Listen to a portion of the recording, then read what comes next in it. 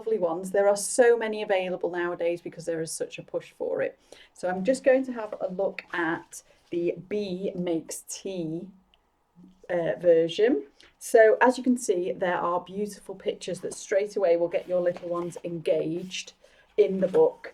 And you could do a whole discussion just about what they can see happening. And then obviously reading it to them. Today she's all aflutter, for it's Queen Bee's birthday tea.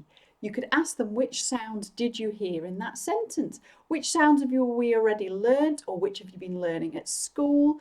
Hopefully they'll spot that there was the E sound, especially in Queen and Bee and tea. Can they find the sound on the page? If you point to one, can they point to another one? Also, are there any other things in the room, any objects, any words they know with that sound that aren't on the page? I'd also suggest getting them to point to the word and read the word. Even if they're not quite at the stage of reading the whole sentence, if you point to a word that you've already read the sentence for them, can they then recognise that word and say it to you or effectively read it for you?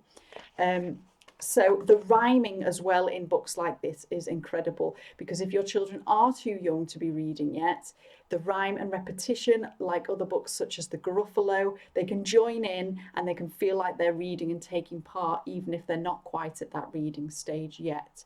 So looking for the sounds, listening out for the rhymes, beginning to recognise the words that rhyme and have the sound, even just looking for the E, the in a book. It comes up so many times in this one. Every page they could be spotting it and pointing to it. There are loads of others from Usborne and all over the internet, so check them out. Let me know which you think work best. Bug in a Rug, again, the rhyming is amazing.